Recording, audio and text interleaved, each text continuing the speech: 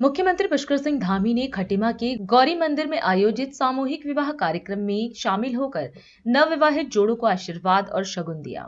उन्होंने सभी जोड़ों के सुखमय दाम्पत्य जीवन की शुभकामना दी। अपने संबोधन में मुख्यमंत्री ने कहा कि ऐसे आयोजन सामाजिक एकता, समरसता और भाईचारे को बढ़ावा देते हैं।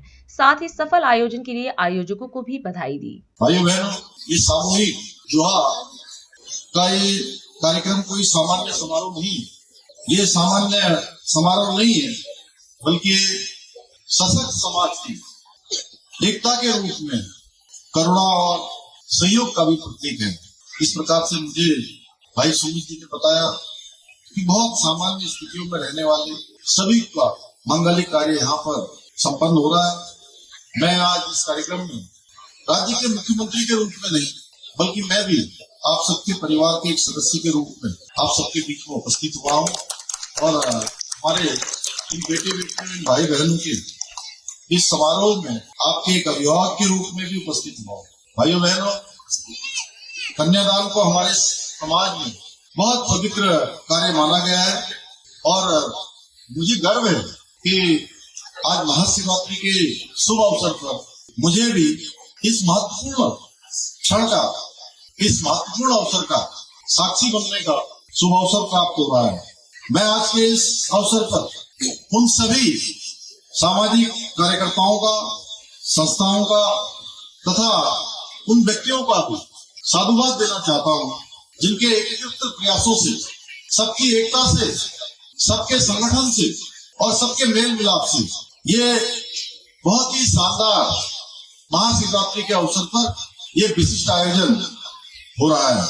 मुझे बताया गया है कि इस मंदिर का निर्माण दान की भूमि पर किया गया है और इस मंदिर की सेवादारी में खटीमा के प्रत्येक समाज से लगभग 5000 परिवार जुड़े हुए हैं। मैं अभी मुझे उनका भी सानिध्य प्राप्त हुआ, हमारे मोले सिंह और दीपा देवी जी, आप सभी, आप दोनों को मैं हृदय से आपका भी अभिनंदन करता हूँ कि आपने महादेव के इस प्रांगण के निर्माण में कितना बड़ा पवित्र काम किया है।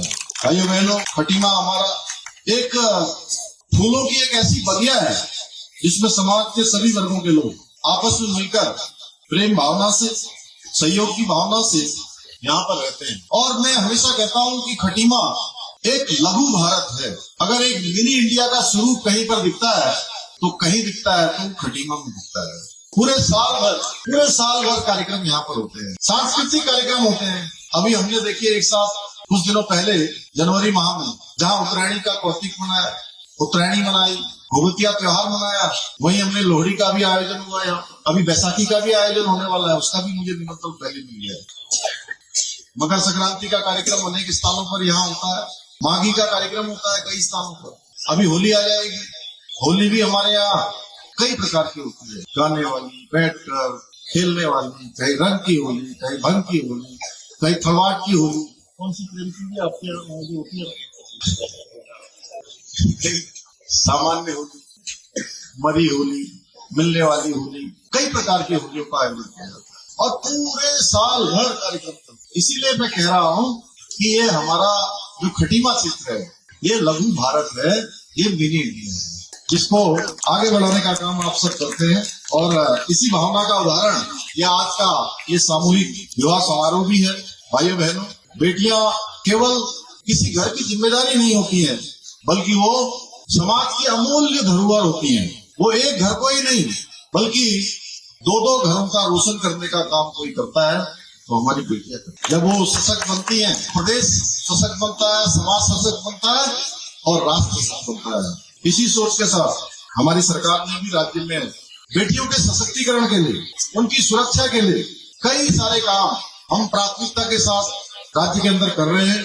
चाहे बेटियों को शिक्षा के प्रति प्रोत्साहित करके उनको छात्रवृत्ति देनी हो, 9वीं कक्षा में प्रवेश लेने वाली बेटी को साइकिल देनी हो, 12वीं कक्षा उत्तीर्ण करने पर 51,000 रुपए की प्रोत्साहन राशि देनी हो, या फिर विधानसभा में विधेयक लाकर बेटियों को आगे बढ़ाने के लिए, उनके सशक्तिकरण के लिए, उनकी सुरक्षा के लिए, उनकी आत्मनिर्भरता के लिए, उनके आत्मविश्वास को बढ़ाने के लिए हमने विधानसभा में विधेयक लाकर, कानून बनाकर राज्य के अंदर राज्य की 30% सभी नौकरियों में उनके लिए आरक्षण की व्यवस्था सुनिश्चित कर। हमारी सरकार बेटियों की पढ़ाई से लेकर नौकरी तक में उनके प्रतिनिधित्व को बढ़ावा देने के लिए काम कर रही है। मुझे आज ये बताते हुए अत्यंत हर्ष की अनुभूति हो रही है कि अभी हाल ही में हमारे उत्तराखंड के अंदर 38वें राष्ट्रीय खेलों का आयोजन हुआ और उन 38वें राष्ट्रीय खेलों की यत्र सर्वत्र प्रशंसा हुई।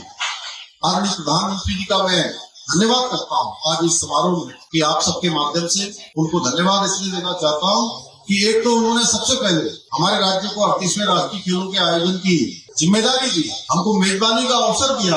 ये खेल आयोजन करवाने के लिए अनेक इंफ्रास्ट्रक्चर, खेल के मैदान, खेल के स्थान, उनको अच्छा बनाने के लिए, भविष्य के लिए तैयार करने के लिए हमको मौका मिला। राष्ट्र सर्वप्रथम, राष्ट्र सर्वप्रथम, राष्ट्र सर्वप्रथम, राष्ट्र सर्वप्रथम।